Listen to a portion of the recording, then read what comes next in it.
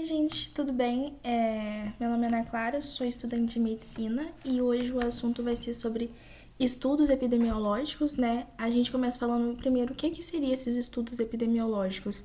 Eles são basicamente estudos, né, que a gente faz para investigar problemas de saúde na população, buscar entender a frequência dele, buscar entender qual que é a causa, qual que é a relação que eles têm. Então é basicamente isso. Eu vou iniciar falando que existe a diferença, o que seria uma incidência de uma prevalência. A prevalência é basicamente aquela doença está naquele momento. Vamos supor, os casos de doença presentes naquele momento em si. Agora, a incidência é novos casos que surgiram. Então, vamos supor que no mês de maio tem 200 casos de dengue. Isso é a prevalência. Aí foi no mês de agosto, de 200 surgiram mais 50 casos. Então, esses que surgiram, esses novos casos, que seria a incidência. Então, a incidência são casos novos ao longo do tempo que vai surgindo, enquanto a prevalência é a doença naquele momento, a quantidade de gente que tem aquela doença presente no momento em si. Então, a gente vai descrever esses estudos em incidência e prevalência. A gente também vai descrever eles em relação deles ser descritivos ou se não analíticos. O estudo descritivo, o nome já fala, ele vai descrever algo. Então, ele vai descrever a doença, vai descrever, tipo, quem é a população que afeta, em qual local que afeta, quanto tempo que afeta, né? Eu acho que já tem vídeo disso, inclusive, aqui no perfil. Se não tem, eu tenho quase certeza que eu já expliquei isso para meus amigos. Acho que foi do semestre passado, inclusive.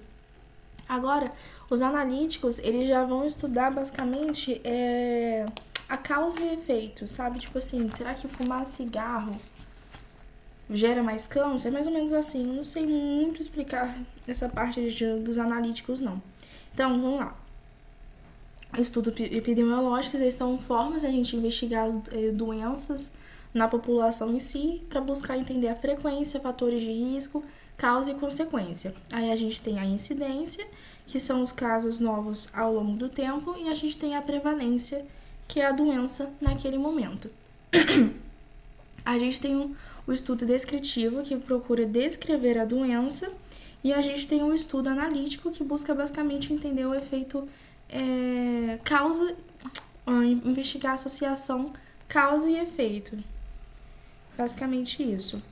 Aí, além da gente ter incidência, prevalência, descritivo, analítico, a gente também, agora sim que a gente vai entrar com o principal dessa aula, que é os estudos experimentais e os estudos observacionais. Dentro dos estudos experimentais vão ter o subtipo deles e dentro dos estudos observais também vai ter o subtipo deles. Então, iniciando basicamente falando sobre os experimentais, aqui basicamente o pesquisador ele vai interferir na pesquisa. Então, o pesquisador ele controla a exposição. Se aqui no experimental o observador ele participa, né, aliás, ele controla a pesquisa, ele interfere na realidade, obviamente os estudos observacionais, o observador ele não vai interferir, ele vai apenas observar em si. Então, é a primeira diferença que a gente tem.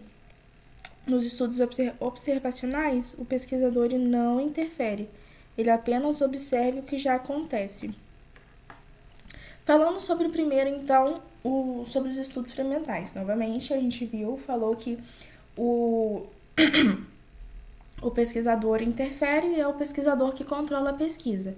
Quais são os tipos de estudos experimentais? Nesse caso, a gente vai ter dois apenas, que são os estudos clínicos randomizados e os estudos quase experimentais em si, né? Em relação ao estudo clínico randomizado, você vai ter uma coisa que a gente chama de alocação aleatória. O participante, eles são divididos nessa alocação aleatória. Ana Clara, o que é essa alocação aleatória?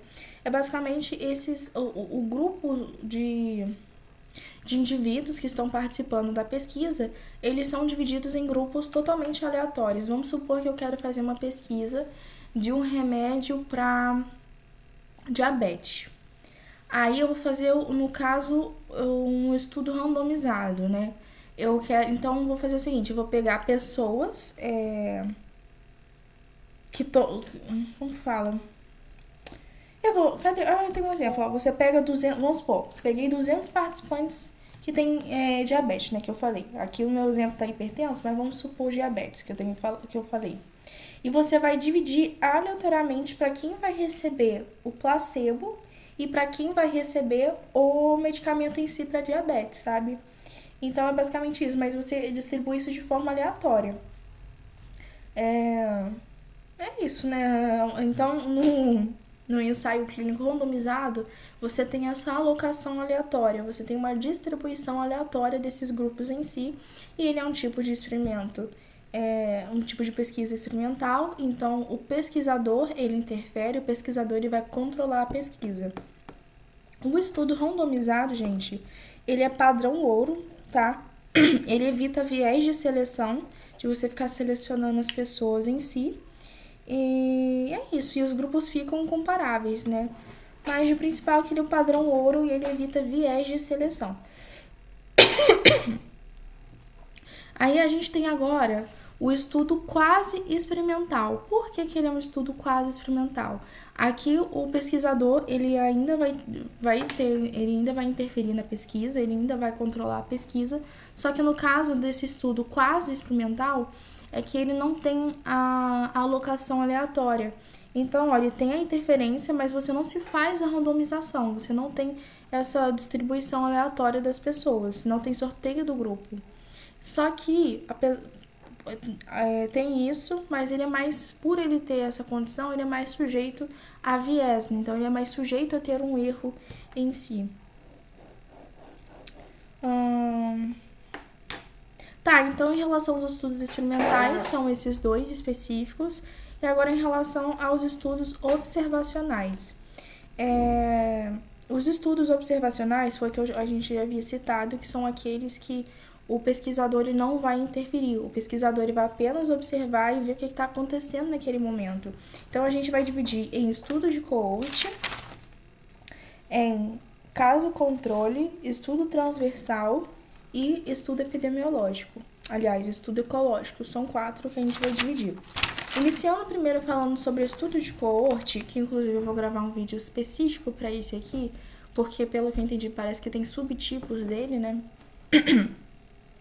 O estudo de coorte, ele vai começar pela exposição e vai começar pela exposição e vai acompanhar ao longo do tempo. Então, para só sublinhar aqui, ó. O estudo de coorte, ele começa pela exposição e acompanha ao longo do tempo. Aí, a pergunta que a gente faz para meio que ser uma chave, palavra-chave, que na verdade é uma pergunta, né? Quem foi exposto desenvolve mais a doença? Então, por exemplo, você vai pegar um grupo de fumantes e não fumantes e você vai analisar. Quem infarta mais? São os fumantes ou são os não os fumantes, né? Então, é um estudo em que falei que você vai acompanhar ao longo do tempo. Você começa pela exposição. Então, como passo a passo para fazer isso, você vai separar grupos expostos, né, que no caso são os fumantes, e grupos não expostos. Aí você vai ver quem desenvolve a doença. Então, justamente, você começa pela exposição. Ele é um estudo longitudinal. Que isso significa? Significa que ele acompanha ao longo do tempo, tá? E no caso, ele vai medir a incidência. A gente vai ver que, então, se ele tá já começando pela exposição e ele acompanha ao longo do tempo, obviamente ele vai medir a incidência, né, gente? O problema dele é que ele é caro e ele é demorado, tá? Aí a gente tem um estudo caso-controle. Agora, o que seria esse estudo caso-controle? Você começava pela exposição, acompanhava ao longo do tempo e via quem desenvolvia a doença, que no caso seria o estudo de coorte. O estudo caso-controle agora já é o contrário. Você vai começar para quem tem a doença. Então, você começa pela doença e aí a pergunta-chave é o seguinte: quem tem a doença foi mais exposto? Então, olha só, acho que tem um exemplo aqui. pessoas com câncer versus pessoas sem câncer. Você vai pegar um grupo exposto e outro grupo não exposto, né? Então, pessoas com câncer e pessoas sem câncer. Você vai voltar no passado e ver quem foi mais exposto em si, né?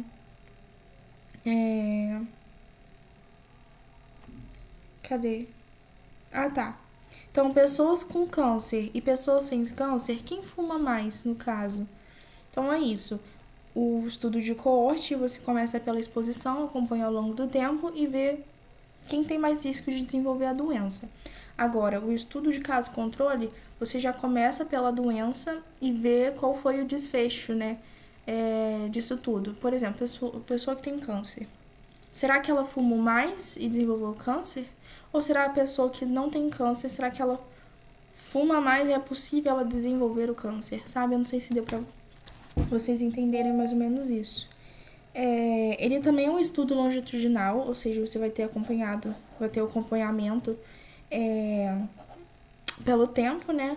Lembra que o estudo de coorte, o problema dele... Não, vai. Era do experimental. O problema do experimental era que você tinha o viés de seleção, né? No caso Na verdade, um dos fatores de você utilizar o randomizado é que evita o viés de seleção, né? De ficar escolhendo as pessoas em si. Aqui, o caso controle, ele na verdade é um problema, né? O problema é que ele tem o viés de memória. É porque vai depender muito da memória do paciente. E memória é uma coisa lá, né, que, né, gente? A gente pode esquecer do dia para noite. E no caso, esse em específico, ele não calcula a incidência. Agora a gente tem o estudo transversal.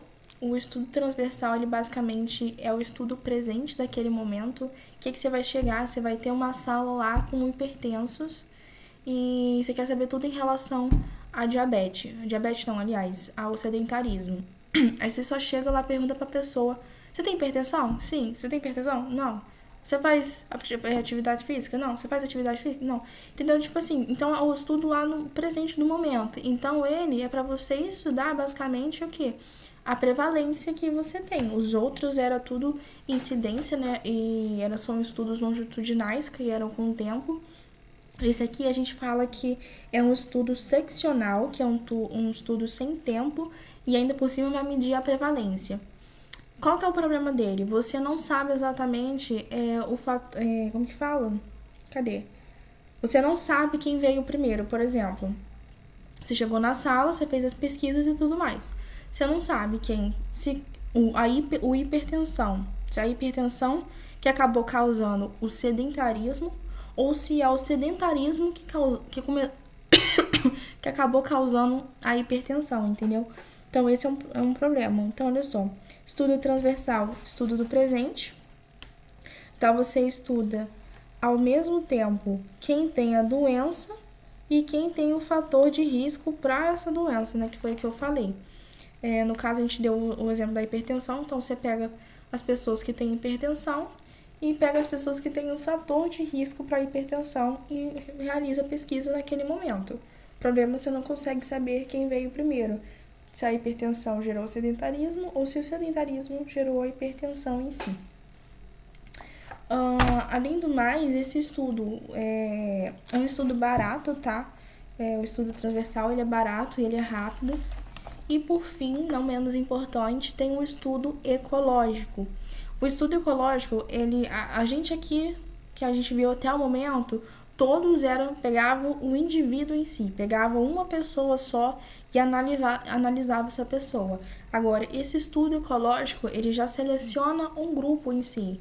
Então, é um grupo de 3 pessoas, não é mais uma pessoa em si, entendeu? Então, ele analisa grupos individuais.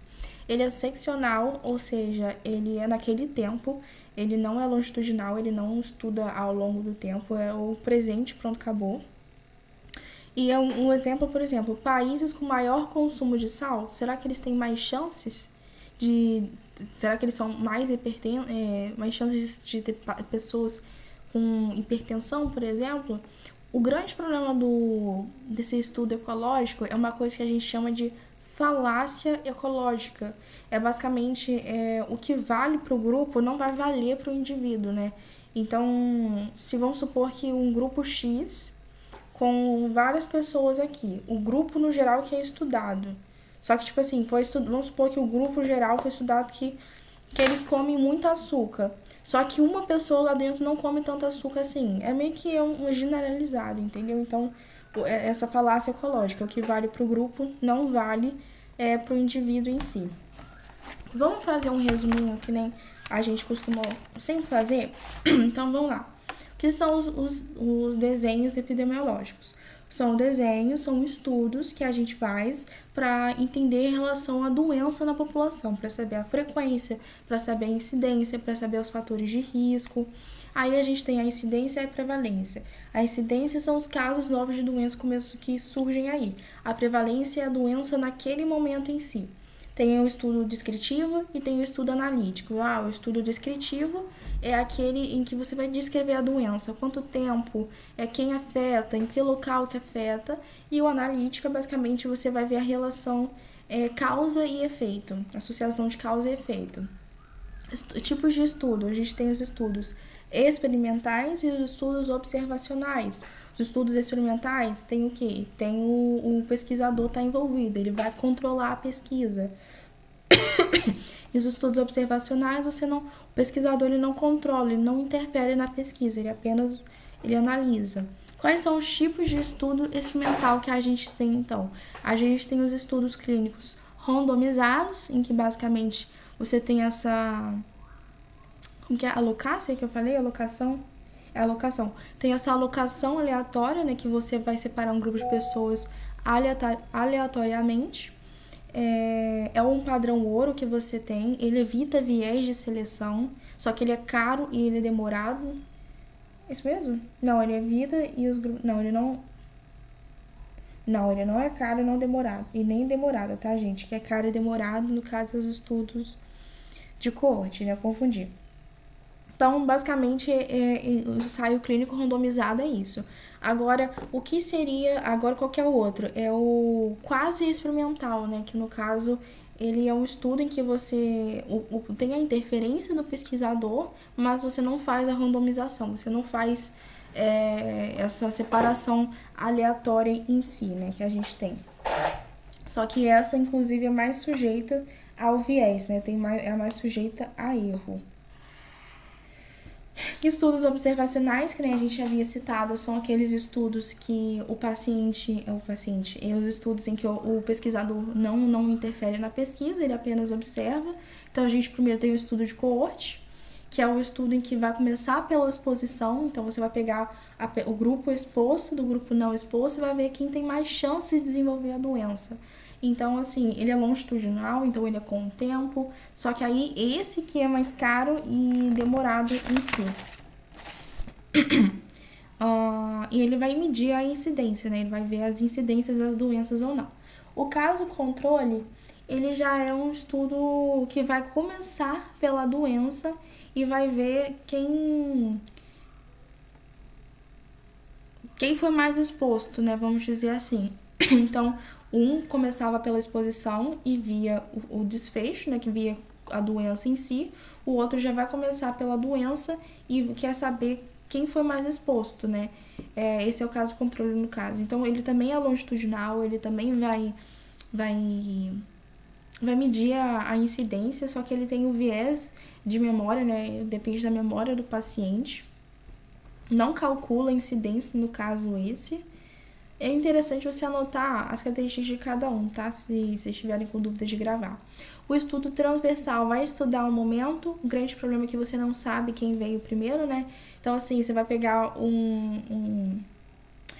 você vai estudar ao mesmo tempo quem tem a doença e quem tem o fator de risco em si. Ele é sensacional, então não tem tempo e ele mede a prevalência. Ele é barato, ele é rápido. E tem um estudo ecológico, que foi que a gente falou, que vai estudar um grupo de pessoas, não apenas um indivíduo em si. E o grande problema é a falácia ecológica, que basicamente o que serve para o grupo não serve para o indivíduo. É isso, gente. Espero ter ajudado. Qualquer coisa deixa nos comentários. ou me manda mensagem no WhatsApp que eu tentarei ajudar. Um beijo, até a próxima.